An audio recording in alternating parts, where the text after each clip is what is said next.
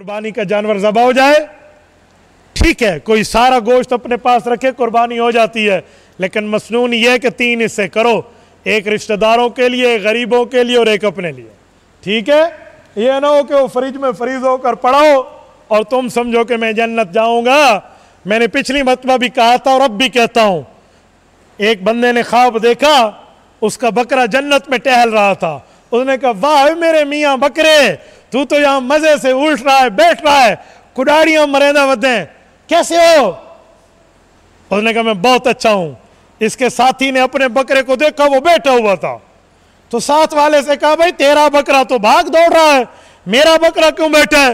ये अपने बकरे करीब गए, मियाँ बकरे उठ और जरा दौड़। उन्होंने कहा, जी नहीं, जन्नत पहुंच गए बड़ी बात है, दौड़ता वोड़ता नहीं हो। उन्होंने कहा, क्यों, बीमार है? कहा, जी नहीं। कहा, तेरा जिस्म शल है? कहा, जी नहीं। कहा, कोई तकलीफ है? कहा, जी नहीं। मूड खराब है? जी नहीं। तो दौड़ता क्यों नहीं है? बड़े जोर से उसे उठाया तो उसकी 3 टांगें थी, चौथी टांग नहीं थी।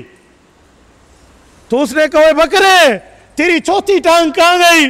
तो बकरे ने शर्माते हुए कहा, मालिक साहब, जब तूने मुझे ज़बह किया, चौथी टांग तेरे फ्रीजर में आज तक फ्रीज होकर पड़ी है, तू खाएगा तो मुझे लगेगी। ठीक है, तो भाई ये हाल ना हो कि अगली कुर्बानी का वक्त आ जाए तो तुसा अल्लाह ते लुकाई खड़ोते हुए सुक्के गोश्त नाल साग खासो। ठीक है, ठीक है, कुर्बानी हो जाएगी, नो इशू। मैं आपको वैसे आपके चेहरे पर हंसी लाने के लिए जुमला कह रहा हूं, वरना बाज़ औक़ात में जज्बात में ऐसे कह बैठता हूं तो लोग पता नहीं क्या सोचते हैं। तो मैंने इसलिए बात सुनाई कि कम अज़ कम गुरबा तक भी देंगे ना इंशाअल्लाह।